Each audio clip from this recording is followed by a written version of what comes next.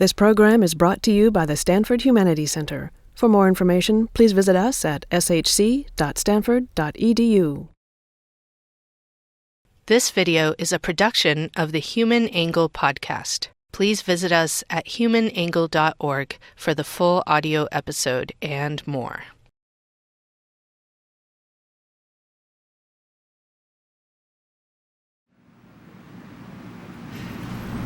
Closeness actually plays in a lot of aspects in boxing. Usually in boxing gyms there's a very close-knit community between the boxers because it's a risky sport. It's not a game. When people think about boxing, they're like, oh, like you just put the gloves on and then you just punch people. That's about it. That's what I thought at first. It can be a delicate relationship between sparring partners because you want to learn fighting with each other. You gotta learn your partner, whether they have had a good or a bad day. You wanna challenge them because otherwise it looks as though you don't respect them, but you also don't wanna beat them up. Like in boxing, you have to have the courage to hit people. Once you know a person, it's kind of hard to throw punches at them. The sport is a lot about social awareness. You gotta make predictions how they fight and how you can react to them. If I didn't know the person, then might as well go all out. But I know everybody here, so I don't know. It's just I feel so close to them. Like this is like my second family, basically. I'm not Cassius Clay or Sugar Ray. I'm Johnny Gray from EPA. That's East Palo Alto. I'm the founder of the East Palo Alto Boxing Club. I've been here going on 10 years in this area. It's a safe haven, basically, and it's like a lot of times when people think about boxing, they think about fighting and violence and all that kind of stuff, but it's not about that. It's about keeping young people off the street. And one thing about boxing is discipline. Those are the goals right there. It's discipline to come here and train every day. But right here, there's many volunteers like me. Like I see kids coming every once in a while, and I'm like, hey man, you have a good punch, but you can make it stronger if you twist your hips a certain way, or if you throw your arm a certain way. And I make sure they get it right. I was an amateur boxer when I was a student back in Germany, and when I came to Stanford, I kept on boxing here at the East Palo Alto gym, and I was looking for not necessarily for a team sport, but for a sport that I wouldn't have to do by myself, but in a close community with others. Everybody's on the same level when they step in this gym. We're all doing the same thing. We're working together. We're training together. No one's feeling I'm better than you and I'm better than me. Hey, we all training. We all trying to get ourselves in shape mentally, physically, and spiritually. The Closeness Project was a group of people from the DLCR who were interested in studying closeness as a phenomenon, both from various angles, from a social angle, from an aesthetic angle, from different perspectives, where the initial interest was what is the fascination about boxing? And then we thought, why don't we bring in some boxers and have a discussion with them, actually, because we had been reading literary texts, and there's an own genre of boxing movies. We want to have a broader narrative.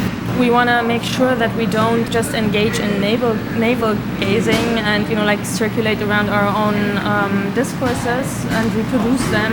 We sort of thought, okay, let's try to break up the conversation and see how we can approach a type of research or just a perspective that speaks also to very different types of experiences from different backgrounds. Certain ways, everybody got a heart. Some people don't, okay. But I do, I have a heart. So, I can feel people. And I kind of, know what's kind of going on with them. And it's like, yeah, okay, I guess that's being vulnerable. I got a heart. I can feel you sometimes, but I can get rough too. When I first started coming here, like Johnny gave me attention, and then another trainer called Tony gave me attention. And I'm not saying my father doesn't give me attention, but Boxing is a sport where you form a friendship with your trainer. When I started volunteering, like whatever I receive from the boxing gym, I try to give back to the people that come through the boxing gym. So I don't mind working with people who want to learn.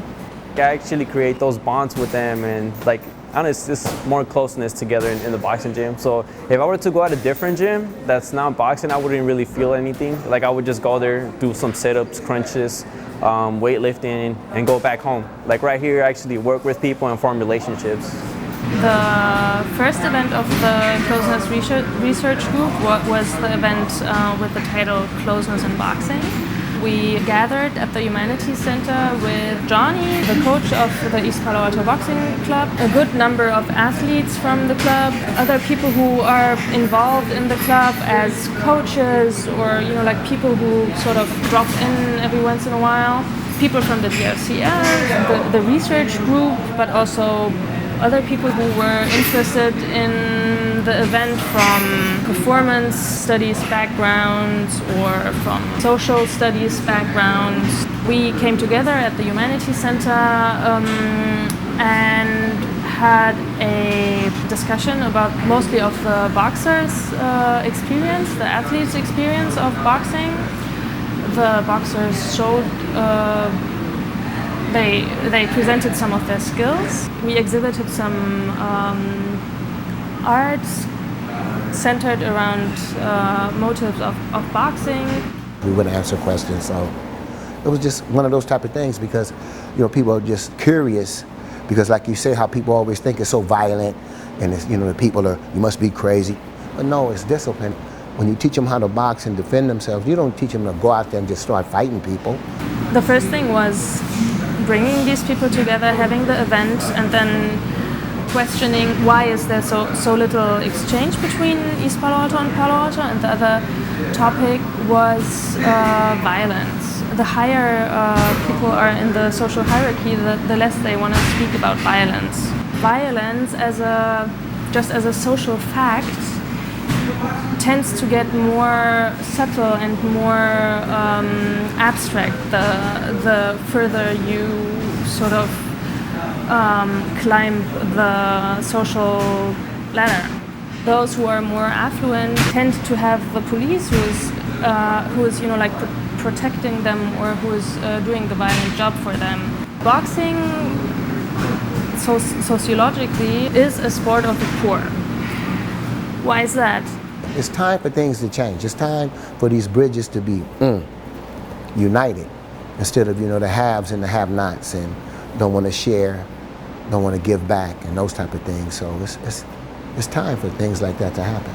After the Closeness in Boxing event, we did a series of follow-up events, so to say, and brought in scholars from different fields to talk about their subject matters from the perspective of closeness.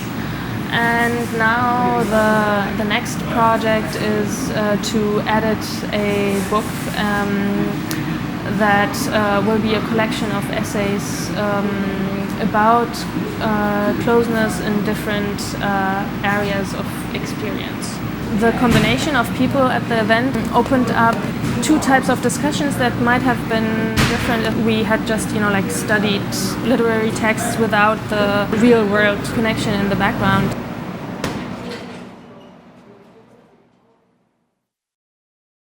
For the full audio episode on the closeness of boxing, as well as other windows on the human experience, please visit the Human Angle podcast at humanangle.org.